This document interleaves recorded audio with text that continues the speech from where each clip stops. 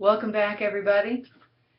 This is podcast number 6, and we're following up with this one on the whole concept of the ways that we develop our ideas about education, in particular looking at the cultural influences and religious influences, our theology, our experiences, our culture, our nation, how those things have shaped our ideas and thinking about education.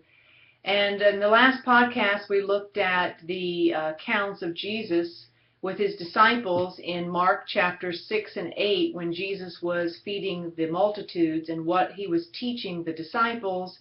And we looked at the condition of the heart for receiving learning. We looked at the concept of taking what we have and trusting the Lord to break it and use it to help other people.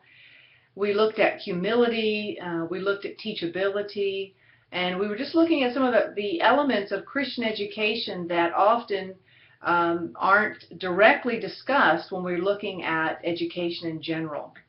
So I want to follow up now, and you'll need that handout the handout that I had for how do we develop our ideas about education. And we're going to be looking specifically in this podcast at the different types of leaven that Jesus warned his disciples about. He told them, beware, which means watch out, for the leaven of the Pharisees, the Sadducees, and Herod. And I want to be sure that as I get started on this morning, that I give credit where credit is due. I learned this from Tom Bloomer, who is our provost in the University of the Nations and who has been speaking about this quite a lot, and I had never really paid attention to this concept before and how it related to education, but as I've listened to him several times in the last year speaking about this topic, it really hit home for me and made a lot more sense as I started to look at how these influences can shape our views about education and often take us off into a direction that is not the whole picture. It's only one slice of truth, one slice of looking at education, and also we way underestimate how much our culture and our nation, our educational systems have shaped who we are as people and the way that we look at education, the way we react to education. So I want to look at this morning in the podcast.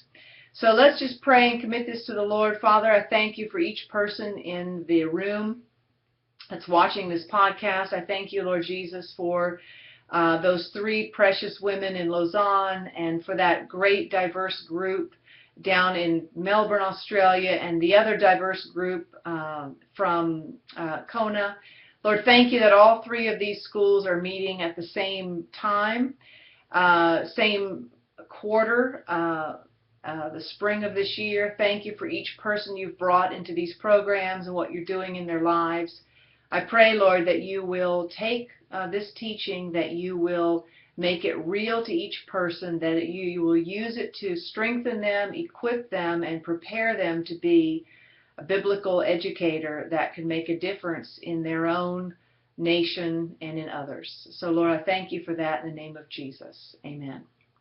All right, so we looked at this warning in the last podcast when Jesus said, beware of the leaven. And what is leaven?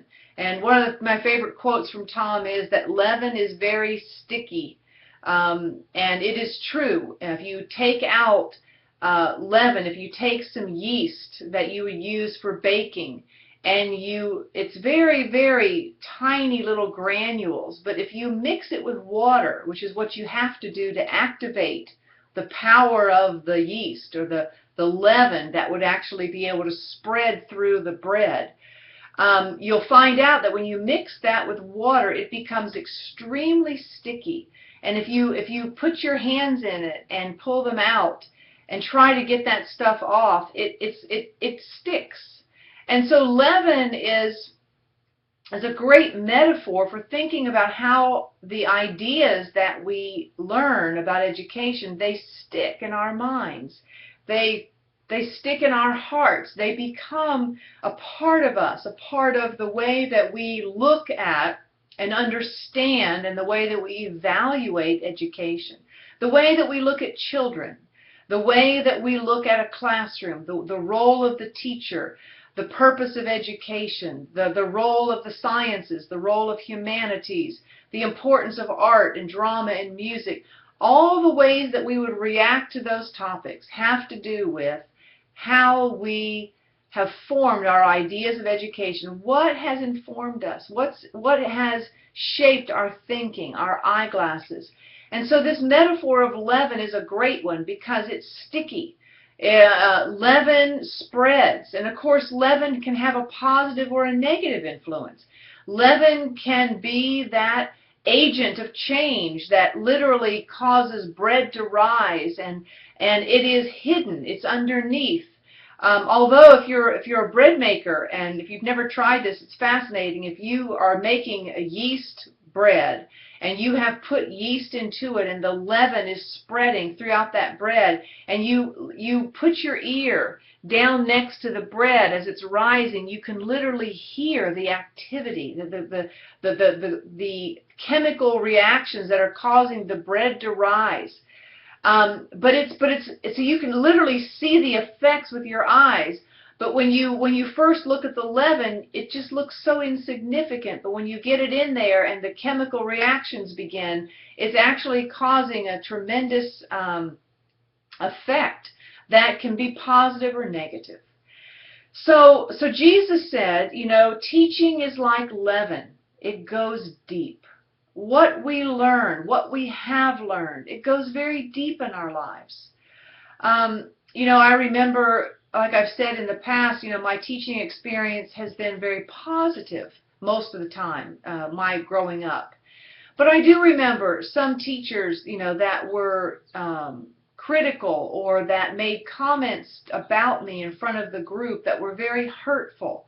And those kinds of experiences, they go deep in our lives and we remember them. I can guarantee you, if I ask you who was your favorite teacher, you won't have any trouble remembering. And if I ask you who was the worst teacher you ever had, you won't have any trouble remembering them either, because these extremes, of really good or really bad, they stick with us. They're in our thinking, our emotions, in the way that we filter our thinking about education. So, as I have here on your handout, perception is determined by teaching. What is our perception about education? And I know that many of you watching this, you come from Korea and Japan and Fiji and Holland and Germany and the United States, and you are coming, I know I'm forgetting some, but you're coming from many different Brazil, from different nations, different perceptions about education. And so what I'm giving you this morning, or this evening, depending on when you're watching this, is a grid that helps us to look at what was Jesus talking about when he said, beware of the leaven of the Pharisees, the Sadducees, and Herod, and what does that have to do with education? So first I want to take a look at the leaven of the Pharisees, and I have this in the chart there, if you read down the column, that this is referring to more of the religious leaven. The Pharisees were the religious leaders. The way that they perceived society was all from that particular grid. It was very legalistic. In order to be considered well educated in their framework, their worldview, you would have studied under, some of the best spiritual, religious leaders. You would have had a mentor. You would have been through the synagogue. You would have been a Pharisee. And that's, what Paul said, I was a Pharisee of the Pharisees. I was trained under Gamaliel. I had all these credentials. And, and according to the Pharisees, you were an educated person if you could show your credentials, if you had the religious credentials to show that you had trained under certain people. Remember the blind man that was healed from birth? And he actually challenged the Pharisees, and they said, who do you think you are? You're just an uneducated person. How dare you try and speak into our lives? How dare you try and teach us anything? You're an uneducated, just a nothing, a nobody. And so for the Pharisees, their worldview of education was, very lofty. You had credentials, and it was very religious. And often the Pharisees, who were Jewish, of course, they would come to Jesus and they would say, give us a sign. Show us your supernatural power, and then we'll believe in you. You have to show us something. You've got to demonstrate it. Lord, show us a sign. They are looking for, education that would be, like a power encounter, kind of education. And of course, in the scriptures it says that when Jesus heard that, he sighed. Really? You want another sign?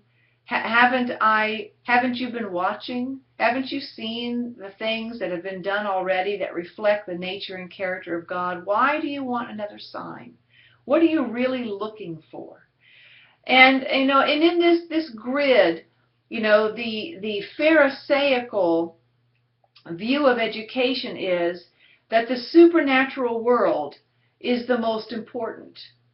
Now, folks, when we process this, you have to really realize that many times when we look at education, especially from a Christian worldview or a Buddhist worldview, a Hindu worldview, an Islamic worldview, we look at it from a grid of our world religion. We often will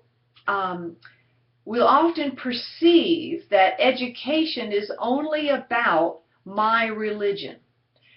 For example, in many Muslim contexts, to be educated is to know the Quran.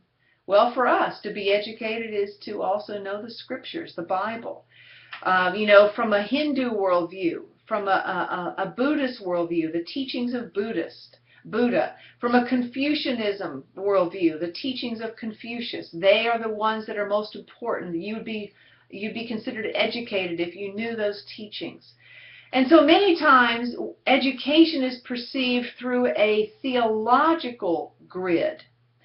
And there's great danger in this, folks, because the supernatural world is not all that there is. In this worldview, it's very easy to separate our spirit from our bodies. And to say, well, the only thing that's important about education is to know the Bible, to know the scriptures, to be able to homeschool my children, to isolate myself from all the evil influences. I'm going to just pull back and I'm going to just educate only from my religious worldview. And of course, folks, this is not what Jesus modeled for us. He did not just hunker down with his disciples over here in an isolated place and he never engaged with the culture and society. Jesus did the exact opposite. He was constantly out there with the crowds, interacting with sick people, demonically oppressed people. He was interacting with lost people, people that were seeking but had not found. He was interacting with people that were broken and didn't know what they needed to know for life. And so, yes, Jesus took disciples aside occasionally. He had special sessions with them and he would teach them and then he would send them out. They would come back. He would debrief. But Jesus was not disconnected from his body, from his mind, from his emotions. Folks, this kind of education that's very Pharisaical is actually very artificial. Jesus came and took on a human body. And it had all the limitations that our bodies have. He got tired. He had to eat. He had to go to the bathroom. He felt emotions. He felt rejection. He felt grief and sadness and excitement and joy. Jesus had a will. He could make decisions. Jesus was, most likely historians say that Jesus went to school as a little boy. He would have gone into the synagogue. He would have learned how to have read. We see this in the scriptures when Jesus stood up to read in the synagogue when he became an adult and he was familiar with taking the scroll and opening it up and reading. Jesus knew how to read. He was not illiterate. He was also most likely, trained as a carpenter under the leadership of his father as a vocation. Folks, Jesus was not separated from his body and all that God has made us to be. I guess I want to say, I beg you, don't become so limited in your view of education that it's only theological. This is only one slice of life. Yes, it's very important. The scriptures are very important. We need the scriptures to wash our minds, to renew our thinking, to inform us as educators. But our spiritual life is not ever disconnected from our bodily life here on planet Earth. We walk into real classrooms. We deal with real people. We wrestle with real problems. We wrestle with learning challenges, attention deficit problems. We wrestle with people who are wounded and broken, and children who are hungry and can't learn because they didn't eat breakfast that morning. Folks, we do not live in a supernatural, experience all the time where our feet are off the ground. Folks, no. We live in the real world, and this religious education can often lead to tremendous error.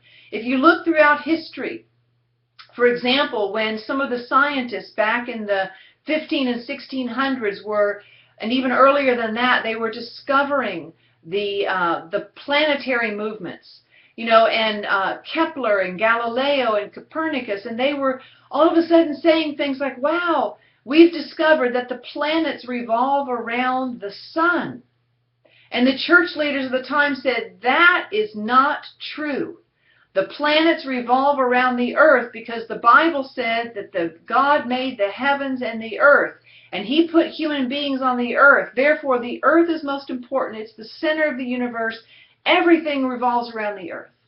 And the scientists would say, but look, we've observed it. We have telescopes. We're discovering, and we're discovering things that God put into motion, and he holds it all together. And it's heliocentric. It revolves around the sun. And the church leader said, you are a heretic, and if you don't recant, you don't take back what you said, we will kill you.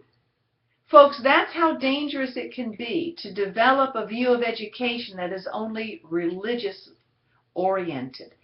Muslims have the same problem. Do you know that if you look at the history of the intellectual development in Muslim nations, it's never gone very far because they don't believe that we've been called to co-create with God.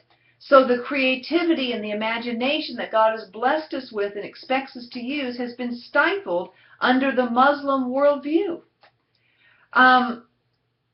We have to realize that, education is much broader than just simply a theology or just simply a world religion. So let's take a look at the Sadducees, folks. Jesus said, watch out for the leaven of the Sadducees. What does he mean? Well, this could be looked at as more of the scholastic leaven. In other words, more of the Greek approach to education. It's all about wisdom and explanation and reason. In other words, you're educated if what you have learned is logical, it's understandable, it has a great explanation, you can prove it. This is almost kind of like the opposite. Instead of being very supernatural, it's more everything has to be proven and explained. I won't believe it if I can't explain it. I won't accept it if it doesn't make sense to me. I will not believe that unless I can put it in a laboratory and put it through an experiment and prove that it works. And of course, this kind of education excludes the supernatural. In this kind of education, people make fun of the Bible because they say, well, how could Jonah have been swallowed by a whale? How did the people, cross the Red Sea? It doesn't make any sense to us. We reject the supernatural. We reject the miraculous because it makes no sense. It's the wisdom of the Greeks. It's the scholastic leaven. It's the leaven of the Sadducees. They want to focus on the certainties, the limits. That there's no room in that paradigm for education. There's no room for uncertainty.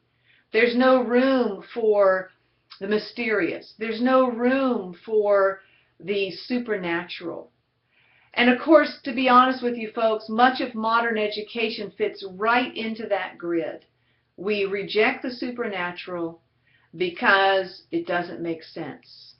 It's beyond our senses. We can't see it, we can't hear it, we can't touch it, we can't prove it, we can't smell it, we can't taste it. How do you believe in God? You can't see Him. There's plenty of historical evidence, but you can't see Him. How do you believe in Him? Well, folks, it's faith. Well, faith can't be put into a laboratory. And so much of our education from a Western model has been limited to more of a very pragmatic, scientific type of worldview for education. Of course, in this view of education, the natural world is most important. It's what's happening right now. It's what I can prove. It's what I can see. It's what I can experience with my senses. If I cannot experience it, I don't believe it. And of course, this stream of education completely cuts us off from the spirit that's within inside of us.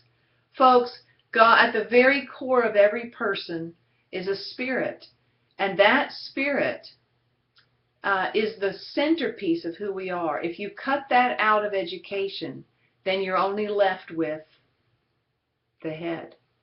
And of course, as we said in the last podcast, education is not just about information transfer. And information itself, knowledge itself, can be used for good or evil depending on the nature and character of the person who's using the knowledge. If we take the spiritual out of education, then we've just gutted it. But if we make it all spiritual and it's not related to the earth and the world around us, we've just gutted education in another aspect. How can we work with God to find solutions for the problems that we're facing in culture and society if we're not willing to investigate, to learn, and to discover?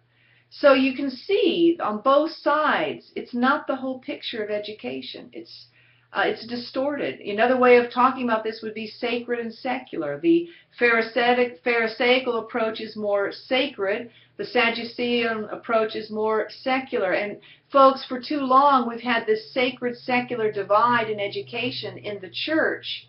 And it's been very destructive. I've seen young people wrestle with things like, well, I can't believe a Christian anymore because Christians have to believe in, the six-day creation story.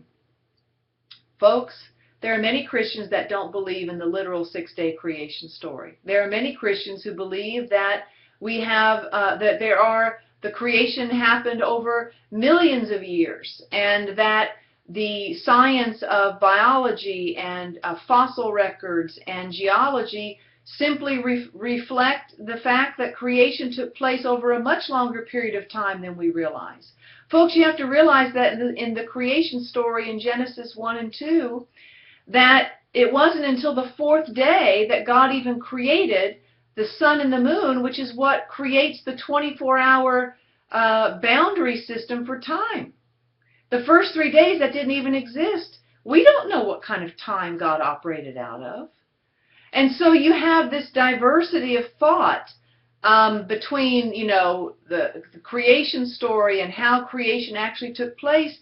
It creates tension, and to where some people say, well, if I accept the six-day creation story, I have to literally throw my mind out the window. I can't investigate geology. I can't investigate biology. I can't be an honest scientist because I have to believe the six-day creation account, and therefore I have to make a choice. Am I going to be a Christian or am I going to be a scientist? Folks, this is a false dichotomy. And it creates such a sadness in me because we need Christian scientists to be the best that they can be.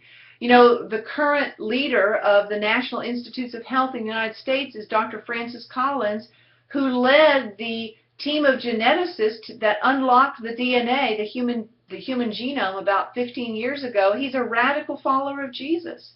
And he says, you know, science and faith are not antithetical. They are not enemies. They are brothers. We bring them together. We don't dichotomize. The third stream that Jesus warned them against was the leaven of Herod. And folks, this leaven is the cultural leaven. In other words, the nations, the voices of our cultures. What has your culture taught you about education? Well, as an American, I can tell you what my culture taught me. My culture taught me education is the ticket to a good life. You get educated so that you can climb the ladder, get a good job, make a lot of money, and have a good life. That's what I was taught. That is the main message about education in America. And of course, this message is not, yes, education is important. We need to be able to be educated, to be active in our culture and society, to take our place, to help solve problems, to serve society, to bring honor to Jesus. But folks, if education is only about getting a good job, making a lot of money, and climbing the ladder, we've just gutted the entire concept of our purpose here on earth. According to Christian teaching, this time on earth is simply a rehearsal for the next life. It is our training ground, and that this isn't all there is.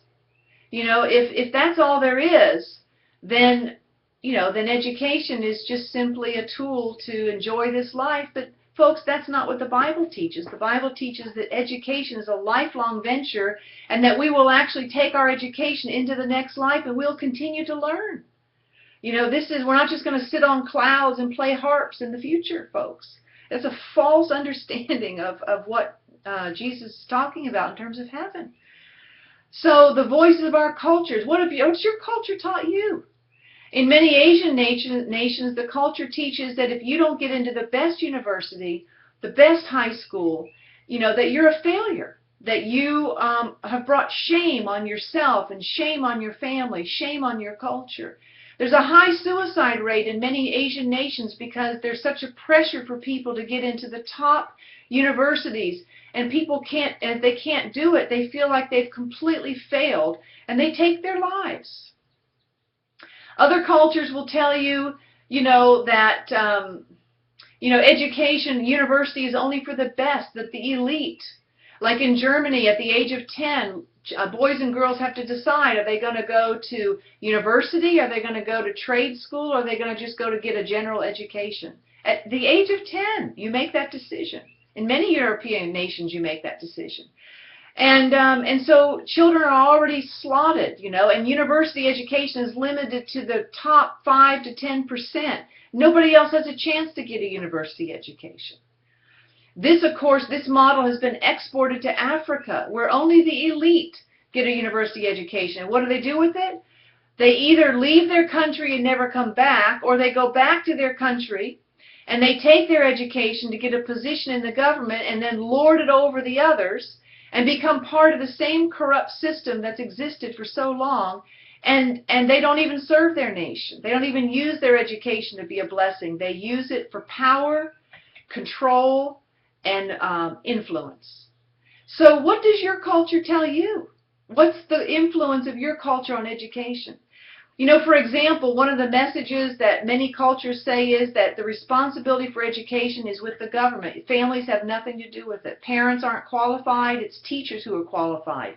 The government is responsible for education. Folks, that's not biblical. In the biblical framework, family has the first responsibility for education. Educating your children to love God, serve Him, to become a person of character, to obey Jesus, to give your life to God, to get an education, to use it to serve, to honor, to bring honor to the Lord. You're not going to get that when you send your kids to a state school. Now, folks, let me be careful here. Whether you send your children to a state school, a private school, or you homeschool, that is a decision that you make as a parent. It's not one size fits all, but in many countries you're not allowed to make that decision. You have to send your children to preschool. You have to send your children to public school. I remember being in Belarus, and children are required to go to preschool. They go at like 7 in the morning. They don't come home till like 6 at night. And in every classroom, there's a picture of the president, and they tell the little children, President Lukashenko loves you. President Lukashenko has a plan for your life. President Lukashenko cares about you. What are they telling the children? What's the message? So folks, we have to really watch what are the messages that are coming out through our culture and society. Another message is that teachers know everything and students are just simply blank slates. You just sit there passively. You receive the information. You give it back on the test. Folks, that's not a biblical concept. Look at the way Jesus taught. Very interactive, small groups, lecture, go out and practice, come back and debrief. He released them to make mistakes. He loved them. He kept teaching them. Folks, he used metaphors.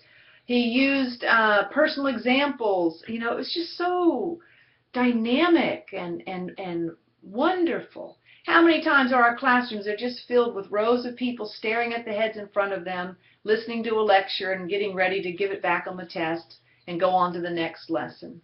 Folks, it's not biblical. So I want to really challenge you as you look at these three streams, the Pharisees, the Sadducees, the Herod. I want you to really ask yourself, what messages have you gotten about education from your theology, your church background, your scholastic background, and your culture and nation? And so I want you just to consider the culture and nation that you grew up in. I'm asking you a few questions. What did you learn about education? What's the goal or purpose of it? Who has access to higher education in your country?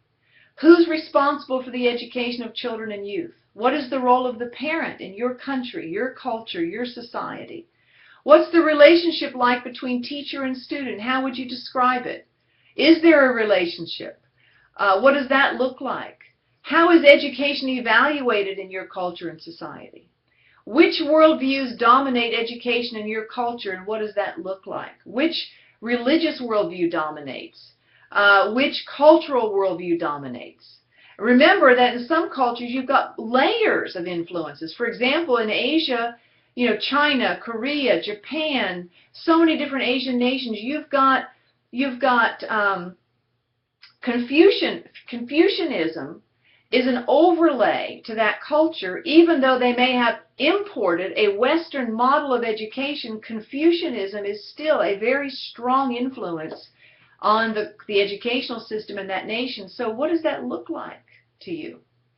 Now, folks, the reason I'm outlining this is because in the next session, I'm not preparing a podcast. I'm giving you an assignment, and that is that I want each one of you, under the guidance of your school leader and school staff, I want each one of you to do some internet research around the educational system in your country.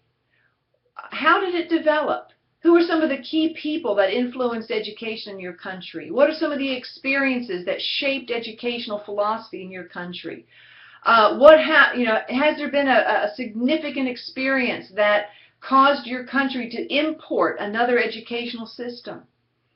For example, after the Korean War, South Korea imported the United States educational system into their nation. What does that look like? What does that mean for Korea?